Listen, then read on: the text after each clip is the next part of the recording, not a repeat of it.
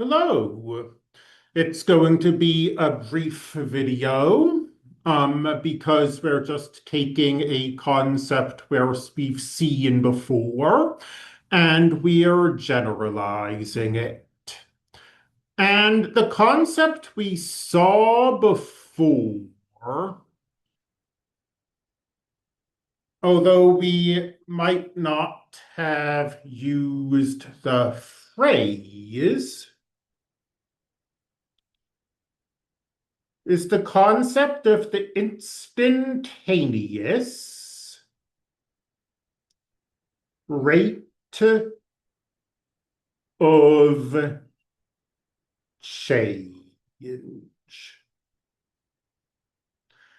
And the context that we saw this in was looking at height and average rates of change and velocities. So we had an example where we were looking at a height function and we wanted its velocity.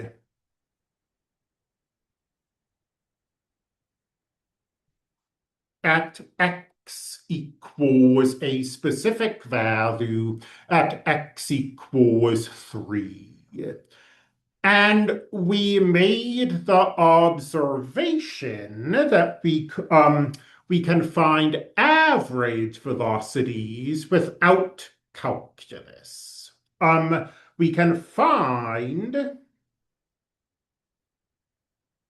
the average velocity on an interval from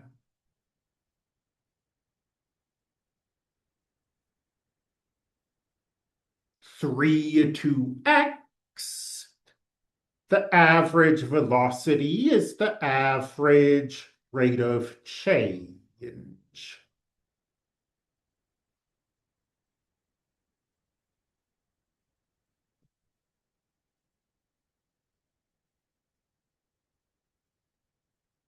And again, that comes from unit analysis. Like if height is measured in meters and x is measured in seconds,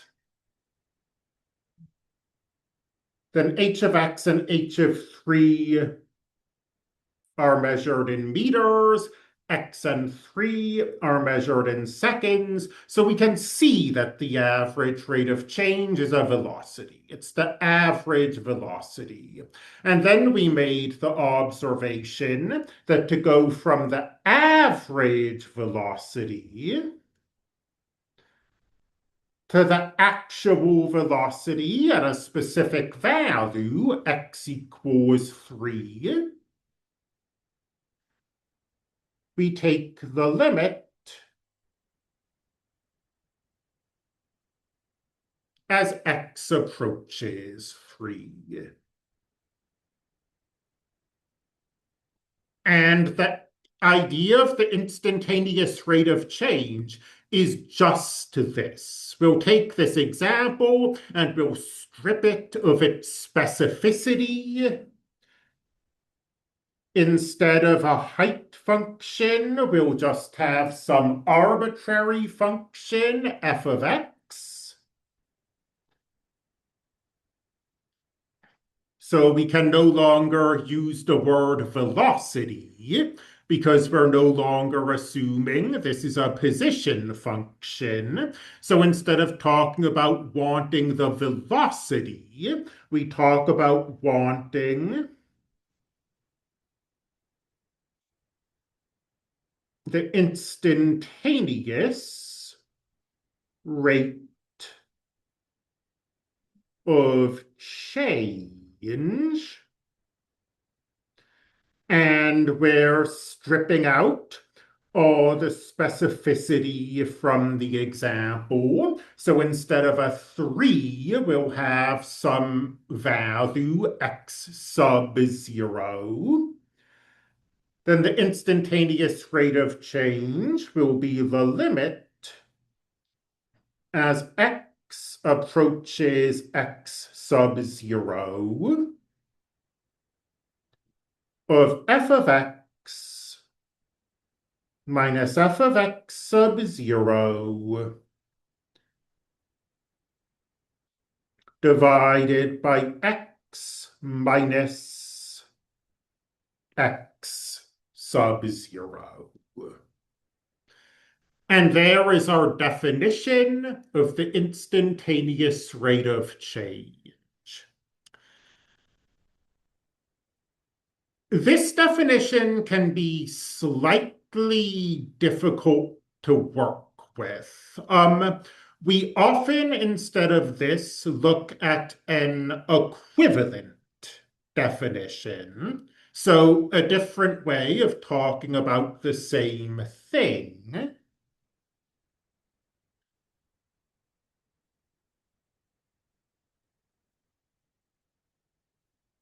So what we're doing with this example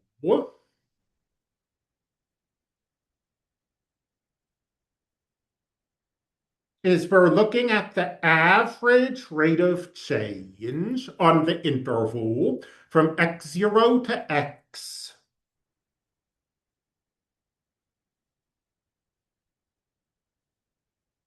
And we're letting x approach x sub 0. That's what we're doing.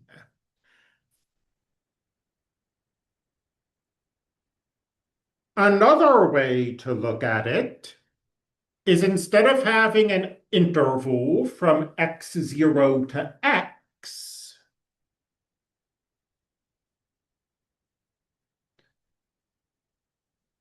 we could have an interval from x0 to x0 plus h. What do I mean by that? Well, going back to the height example,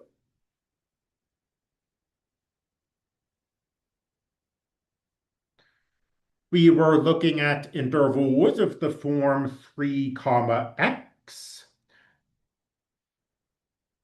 and we were letting x get closer and closer to 3. We were taking a limit.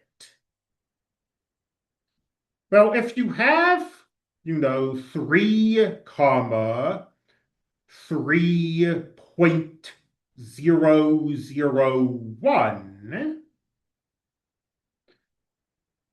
that's the same as 3 comma 3 plus 0.001.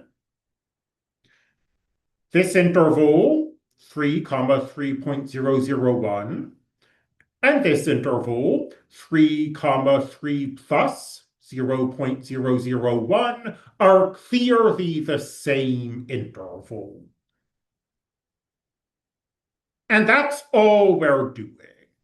When we talk about going from x0 comma x to x0 comma x0 plus h, we're just going from intervals that look like this to intervals that look like that. And we're still taking average rates of change, and we're still taking limits. In this first case, x0 plus x, in order to shrink the interval, we let x approach x sub 0. In the second case, where we've written the interval x0 comma x0 plus h, in order to shrink the interval, we let h approach 0. And the average rate of change becomes f of x0 plus h minus f of x0 all divided by x0 plus h minus x0. You see a little cancellation in the denominator.